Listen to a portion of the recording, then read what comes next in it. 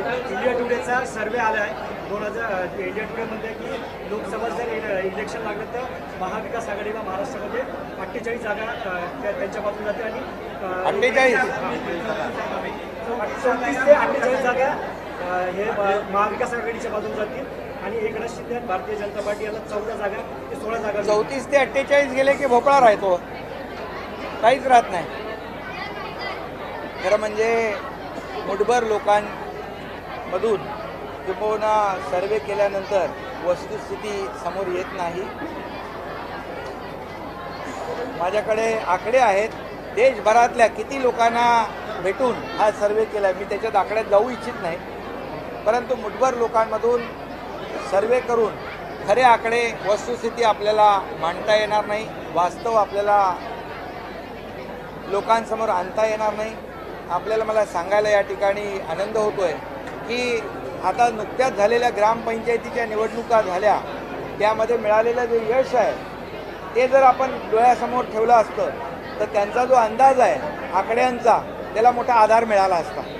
आणि हेही मी सांगू इच्छितो की गेले 2.5 वर्ष या राज्यामध्ये जे नकारात्मक काम झालं, कुठलंही काम कुठलाही प्रकल्प पुढे गेला नाही, सुरू झालेले प्रकल्प बंद केले, परंतु आम्ही नकारात्मक पूर्ण राज्यामध्ये नैराश्य होतं. सरकार बदलल्यानंतर मी आणि उपमुख्यमंत्री देवेंद्रजी आणि आमच्या मंत्रिमंडळाने ज्या कामाचा धडाका लावला आहे, जे या राज्याच्या हिताचे आम्ही निर्णय घेतलो आहे, धाडसी निर्णय घेतो आहे, राज्यामध्ये दिसतंय की काम प्रगतीपथावर आहे.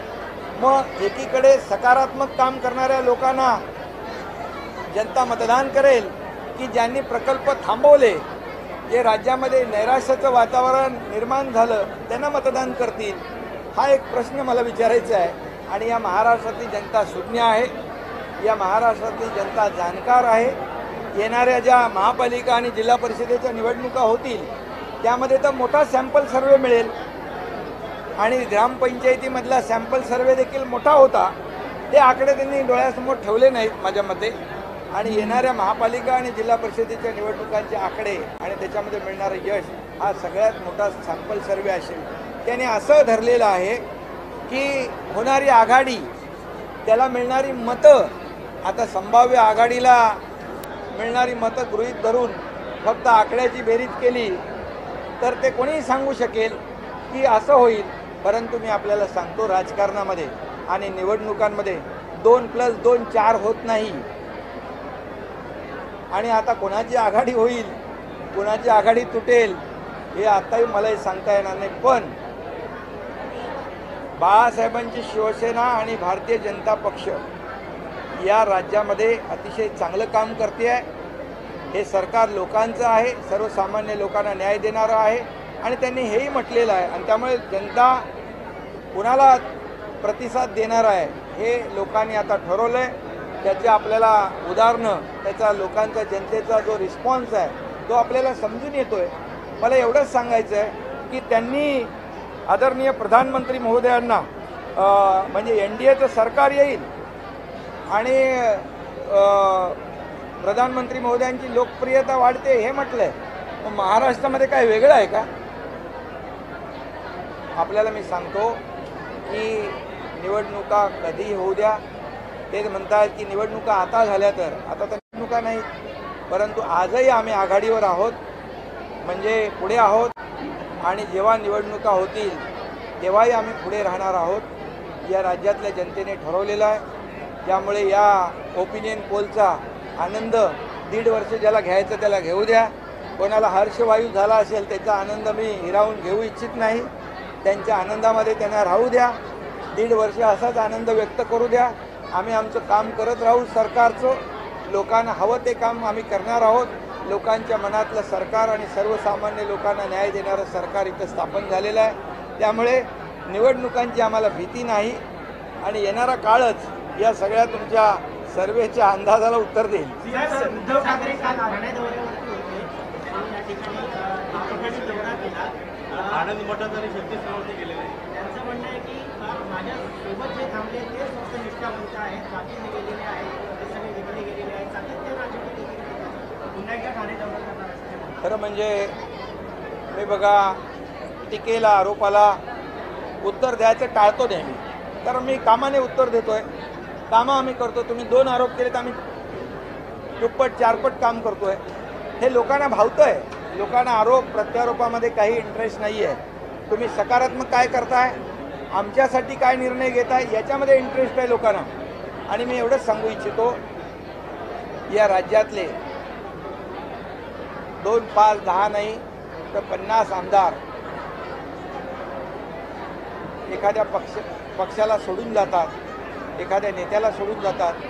13 खासदार एखाद्या नेत्याला सोडून जातात. राज्यातले नाही तर विविध राज्यातले देखील पक्षाचे पदाधिकारी सोडून जातात. स्वतःचे नातेवाईक देखील सोडून जातात. याचा अर्थ आणि बोध, आत्मपरीक्षण, आत्मचिंतन करायचं सोडून हे जे काही आरोप आहे ते आरोप त्यांना करत राहू द्या. त्यांना मी शुभेच्छा देतो.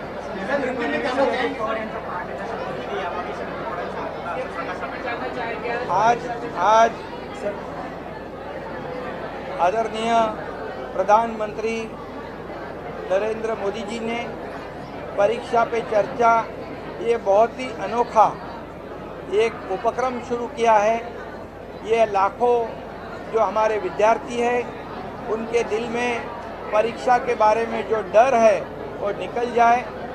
एक उनको आत्मबल मिले, आत्मविश्वास उनका बढ़े और इसलिए ये परीक्षा का टेंशन नहीं रहे.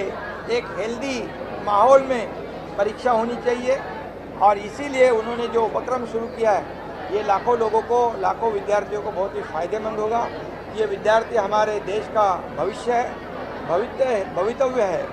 ये हमारा भारत देश है और इसकी चिंता आदरणीय प्रधानमंत्री जी ने रखी है. इतना बड़ा कारोबार देश को आगे बढ़ाने का, देश की अर्थव्यवस्था को संभालने का, ये पूरा काम होने के बावजूद उन्होंने ये परीक्षा पे चर्चा इसको अहम महत्व दिया है. इसलिए मैं राज्य का मुख्यमंत्री के नाते मैं उनका आभारी हूँ. सर, इसी स्कूल में आपने भी पढ़ाई की है. आज विद्यार्थियों के बीच में आपका बचपना याद आया? बिल्कुल, ये पुरानी यादें ताज़ी हो गई है. मैं भी इसी स्कूल में पढ़ा हूँ. इसी स्कूल का मैं छात्र था और जब ये अभी बिल्डिंग नहीं थी तब ये छोटे वर्ग थे. चाल स्कूल था लेकिन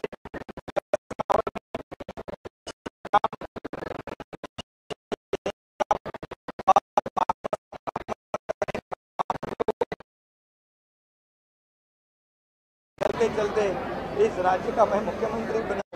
इसलिए एक निष्ठा होनी चाहिए, विश्वास और प्रसंग जब आते हैं तो डरने की आवश्यकता नहीं.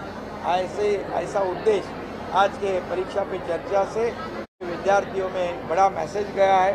इसलिए ये बहुत ही अनोखा और फलदायी उपक्रम विद्यार्थियों के लिए आदरणीय प्रधानमंत्री जी ने आयोजित किया है. मैं उनको धन्यवाद देता हूँ. Sir, India Today C voter के सर्वे में ये कहा गया है कि अगर आज के समय में चुनाव होगा तो महाविकास आघाड़ी सरकार को लोकसभा में 34 सीटें मिलेगी. आपका क्या कहना है इसमें? देखिए, कुछ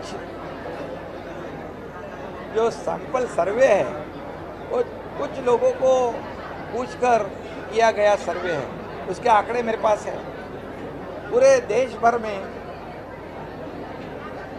ऐसे चंद लोगों से पूछताछ करने के बाद ऐसा एनालिसिस करना ये वस्तुनिष्ठ नहीं होता है, वस्तु आधारित, वास्तव आधारित नहीं होता है.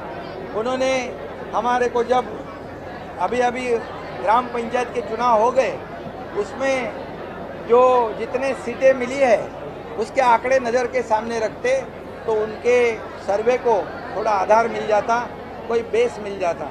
मैं यही कहूँगा कि पिछले 2.5 साल में जो सरकार नकारात्मक थी, जिन्होंने कुछ भी नहीं किया, जिन्होंने जो शुरू हुए थे प्रकल्प उसको भी बंद कर दिया, और हमारी सरकार आने के बाद मैं और उप मुख्यमंत्री देवेंद्र जी, हमारे सभी साथी मंत्री, इन्होंने इतने तेज़ी से निर्णय लेने की शुरुआत की. जो रुके पड़े थे जो प्रकल्प उसे आगे बढ़ाया और एक पॉजिटिविटी, एक प्रॉस्पेरिटी इस राज्य में दिखाई पड़ रही है.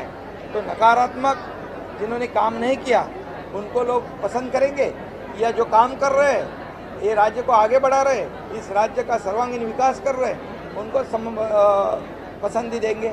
ये सोचने वाली बात है। सर, महाराष्ट्र मैं यही कहूँगा कि आने वाले जो कॉरपोरेशन चुनाव, जिला परिषद के चुनाव है, ये बहुत बड़ा सैंपल सर्वे उनको मिलेगा। उन्होंने ग्राम पंचायत को तो अनदेखा कर दिया है, उसमें भी बहुत बड़ा सैंपल सर्वे सामने आया है।